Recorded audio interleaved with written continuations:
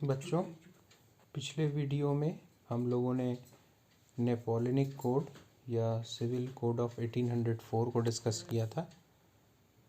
और जैसा कि आप लोग जान रहे हैं, हम लोग class 10th NCERT history chapter first पढ़ रहे हैं, rise of nationalism in Europe. उसी का मैं आपके सामने 5th वीडियो भेज रहा हूँ, सेंड कर रहा हूँ। बच्चों, ये आपका पेज नंबर 8 है।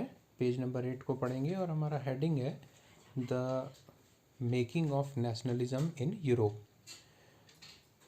If you look at the map of mid-18th century Europe, you will find that there were no nation states as we know them today.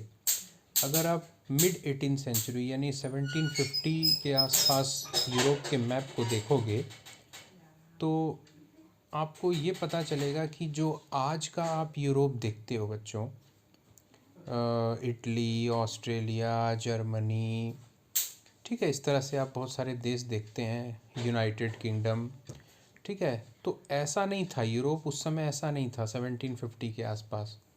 मैंने आपको पहले ही फर्स्ट पार्ट में ही बताया था कि यूरोप जो है वो छोटी बड़ी रियासतों का एक ग्रुप था। अलग अलग रियासतें थी, अलग अलग किंगडम्स थे, ठीक है, और उनमें अलग अलग डायनेस्टीज़ का शासन चलता था, है ना, वंशों का। What we know today as Germany, Italy and Switzerland were divided into kingdoms, है ना, डचीज एंड कैंटन्स। मतलब जो आज जिसको हम जर्मनी के रूप में जानते हैं, इटली के रूप में, स्विट्ज़रलैंड के रूप में जानते हैं बच्चों, वो रियासतों से जो छोटी, मतलब जो छोटे छोटे राज्य होते थे उनको डचीज़ और कैंटन्स कहा जाता है, ठीक है। तो whose rulers had their autonomous territories, और उनके जो शासक थे उनकी स्वशासी उनकी इलाके थे। ऑटोनॉमस जहाँ खुद का शासन चले, स्वयं का शासन चले, ठीक है। Eastern and central Europe were under autocratic monarchies with in the territories of which live diverse people. और पूर्वी और मध्य यूरोप यानी ईस्टर्न यूरोप और सेंट्रल यूरोप, है ना, इसके भी जो इलाके थे यहाँ पर भी ऑटोक्रेटिक मोनार्कीज थी, यानी अधिनायकवादी राजतंत्र, यानी जो विभिन्न राजाओं का शासन था। और अलग अलग राजाओं का शासन था, और एक, जैसे सपोज एक राजा का राज्य है, उस राज्य में अलग अलग भाषा बोलने वाले, अलग अलग संस्कृतियों के लोग रहते थे, ठीक है ना। डाइवर्स पीपल का मतलब ये है कि अलग अलग एथनिक ग्रुप्स के, अलग अलग समुदायों, अलग अलग भाषा को बोलने वाले, अलग अलग परंपराओं का पालन करने वाले लोग एक ही राजा के अंडर में रहते थे। ऐसा भी होता था। They did not see themselves as sharing a collective identity और a common culture।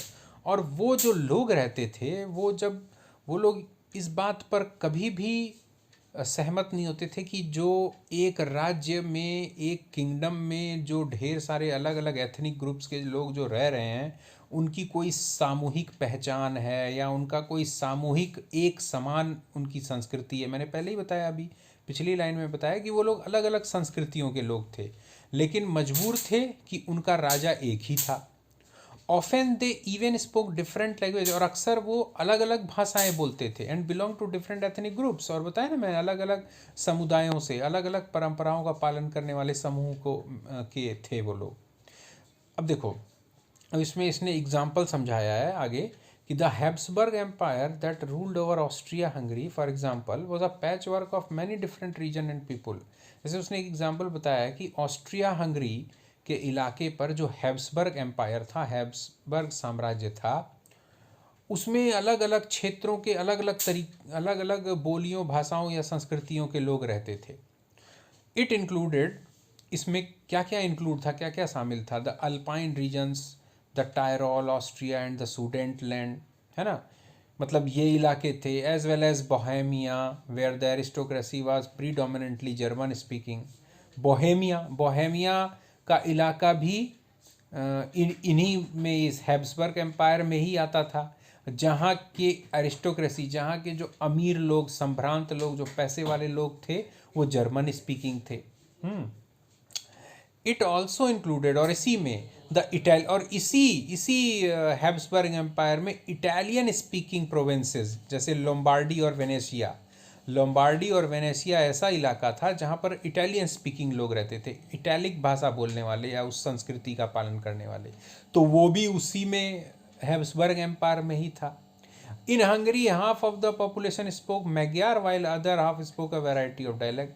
हंगरी में भी क्या था कि लगभग आधी जनसंख्या जो है मैग्यार भाषा बोलने वाली थी और आधी जनसंख्या जो है वो अलग अलग डायलेक्ट्स बोलती थी। डायलेक्ट्स यानी उपभाषाएं या बोलियां, ठीक है।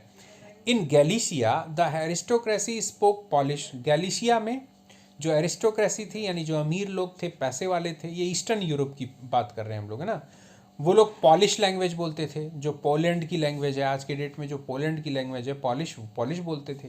Beside these three dominant groups there also lived within the boundaries of the empire a mass of subject peasant people, Bohemians and Slovaks to the north, Slovenes in Carniola, Croats to the south and Romans to east in Transylvania।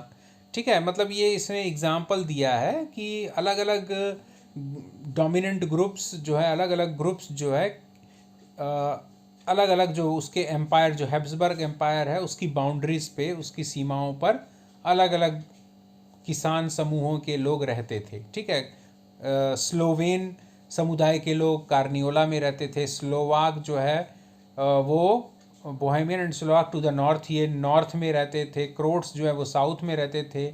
जो Romania, आज का Romania है, वहाँ के romance जो उनको कहा जाता है, वो ट्रांसिल्वेनिया में रहते थे, है ना। Such differences did not easily promote a sense of political. और ये जो अंतर था, ये जो विभिन्नता थी, ये किसी भी रूप में राजनैतिक एकता को बढ़ावा नहीं देती थी। यानी कहने का मतलब ये कि किसी भी तरह की राजनीतिक एकता नहीं थी।